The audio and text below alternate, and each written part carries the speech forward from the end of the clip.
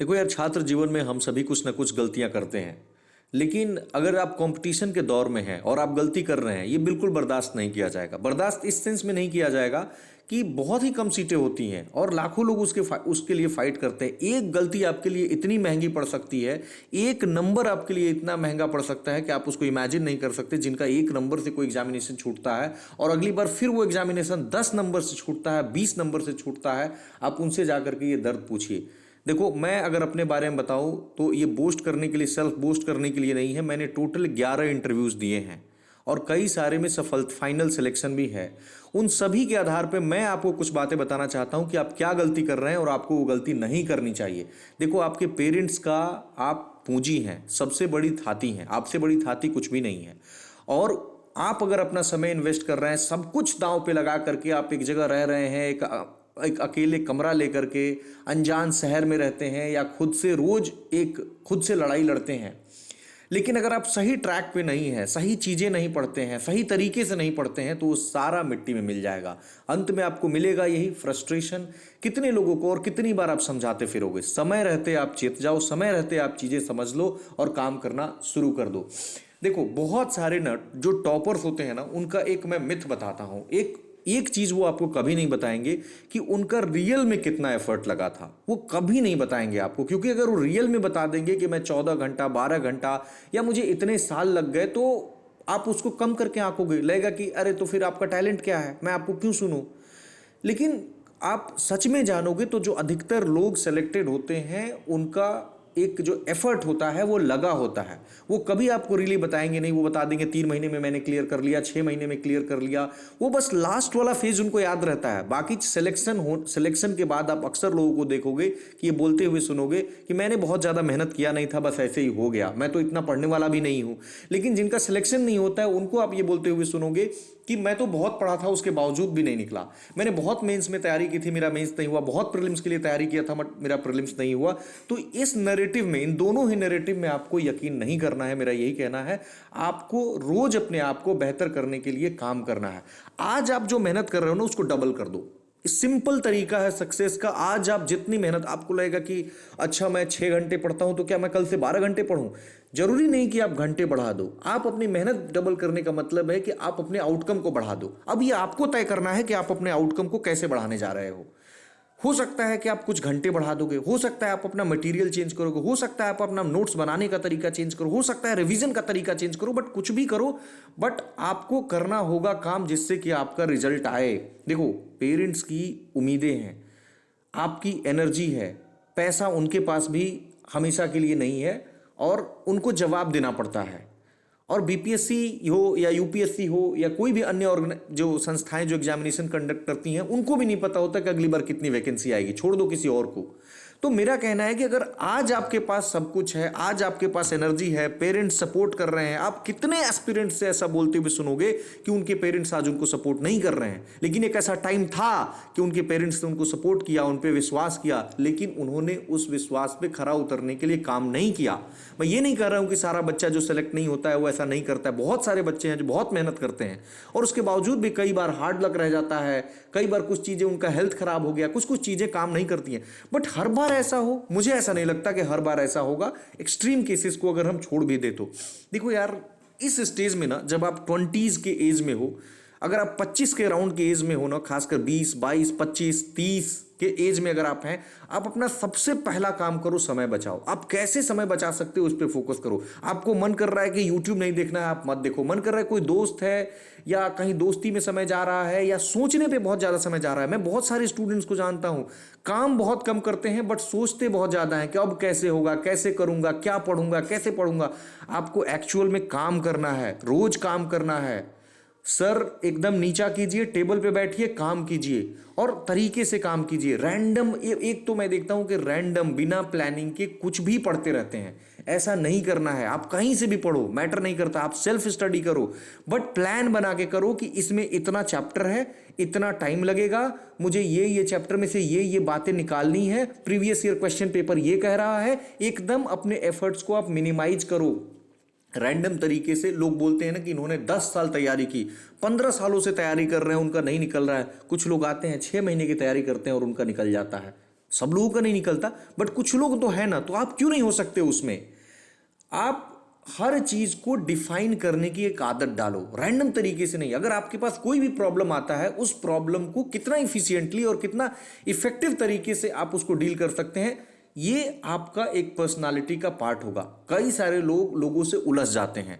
देखो, आपके आसपास बहुत सारे ऐसे लोग होंगे जो आपको उलझाना चाहेंगे। हो सकता है कि आपका कोई जलनशील पड़ोसी हो, वो चाहेगा कि आपको किसी केस में फंसा दे। देखो, तैयारी के दौरान एक मेरा सजेशन मानना, मैं ऐसे 2-3 लोगों को जानता हूं जो किसी न किसी उन पे जो है मतलब जानबूझ करके किसी ने केस दर्ज करा दिया है, और उनके साथ उनको फॉर्म में ये मेंशन करना पड़ता है, और उनके लिए सिरदर्दी बनता है कहीं ना कहीं। तो मैं कहता हूं, तैयारी के दौरान शांत मन करके टॉलरेशन वाली जो हैबिट है उसको डेवलप करो। बाद में बदला लेने के लिए तो बहुत समय है, अपने तरीके से लेना। और जो डायलॉग है ना, कह के लेना है बदला, अपने तरीके से लेंगे, और मन करेगा तो छोड़ देंगे, वो भी एक अपना तरीका है।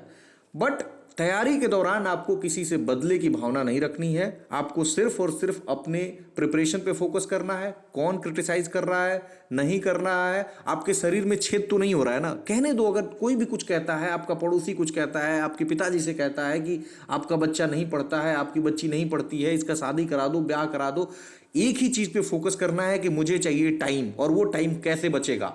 आप अगर जॉब भी कर रहे हो तो उस जॉब में कैसे टाइम बचेगा? मुझे चाहिए टाइम, और वो टाइम बचाना है, और उस टाइम को सही जगह यूटिलाइज करना है, सारी ऊर्जा लगा देनी है। देखो, ये एग्जामिनेशन का नेचर ऐसा नहीं है कि इस बार आप लगाए मान लो कि 200 घंटे, और अगली बार लगा देंगे 50 घंटे, 250 घंटे रिक्वायर्ड था हो जाए। नहीं, एक ही बार में 250 घंटे देंगे। ये सिर्फ घंटे का मैटर नहीं है, एक ही बार में हम उतनी एनर्जी लगा देंगे और काम खत्म करेंगे। एक बार सिलेक्शन के बाद आपका कौन सा कॉन्सेप्ट याद है, नहीं याद है, वो कोई नहीं पूछने जाता। आपके लिए जो फील्ड है, जब आप जहां काम करने जाते हैं, वहां लगभग इंटायरली डिफरेंट नेचर का काम होगा। हो सकता है आपका डिपार्टमेंट ऐसा हो जिस डिपार्टमेंट में आपकी चीजें काम की कोई नहीं जो आपने पढ़ी है। काम का क्या होगा? ये मेहनत करने का तजुर्बा जो आप आज डेवलप कर लेंगे। काम क्या होगा कि आपकी प्लानिंग की, आप कैसे किसी भी, आप एडमिनिस्ट्रेशन में भी आएंगे, आपको बहुत सारी फाइलें मिलेंगी, उन फाइलों को पढ़ना होगा और तुरंत पढ़ना होगा। मतलब कि आपके पास मान लो कि 50 लोगों का एप्लीकेशन है, क्या आप एक एक लाइन पढ़ के संभव है? सीधे आपने उसका देखा कि मान लो कि प्रेषक कौन है, आपने देख लिया, प्रेषित किसको है, सब्जेक्ट देख लिया, और सब्जेक्ट में मेन बात क्या लिखा है। अगर हाईलाइटेड है तो हाईलाइटेड वाली बात को देख लिया। फटाफट लास्ट वाला जो कंक्लूजन है, आप अगर मान लो कि ऑनरेबल हाई कोर्ट का ही कोई जो है ऑर्डर है, उसमें लास्ट वाला पार्ट थोड़ा सा देख लिया, शुरू का पार्ट देख लिया। कहने का अर्थ है इसी तरह अपनी प्रिपरेशन में भी चीज़ों को आपको लाना चाहिए। एक और हैबिट मैं देखता हूँ स्टूडेंट्स में बहुत बड़ी गलती करते हैं कि कट ऑफ जैसे मान लो अगर 88 है तो वो तैयारी 90 की करना शुरू कर देते हैं। क्यों भाई? आप 110 की तैयारी क्यों नहीं कर सकते? आप 120 की तैयारी क्यों नहीं कर सकते?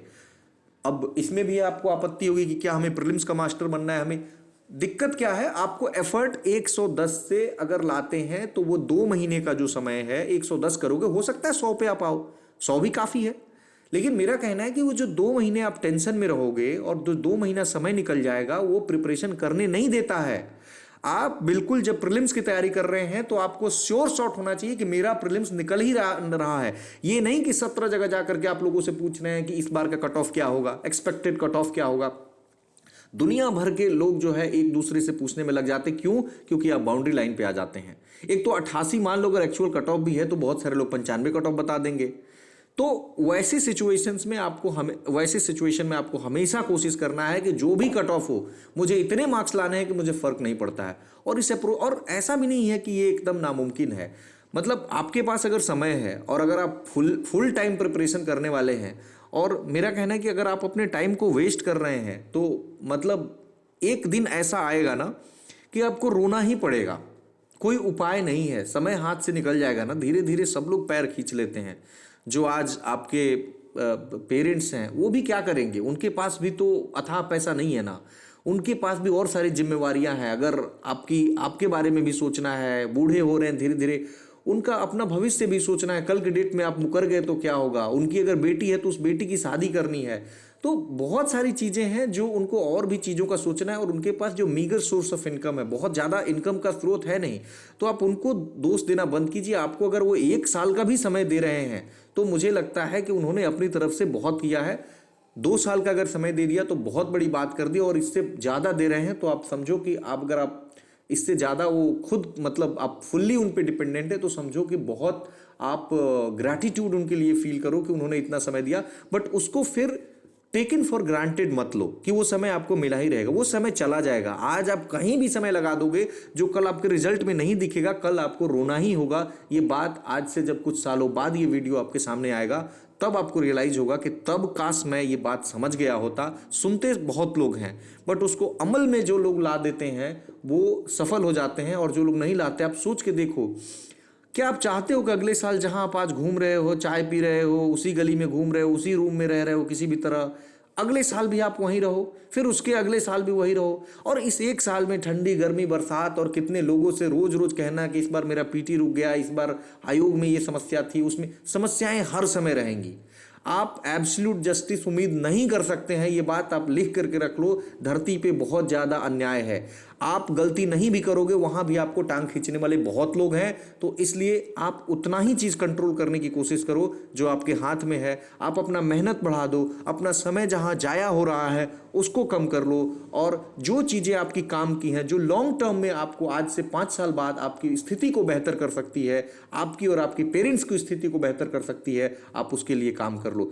मुझे लगता है मैंने बहुत जो है बातें आपसे बताई हैं। अगर आपको लगे कि हाँ इन बातों पे अमल किया जा सकता है तो आप अमल कीजिए, और नहीं लगे तो आप प्लीज़ इग्नोर कीजिए। धन्यवाद।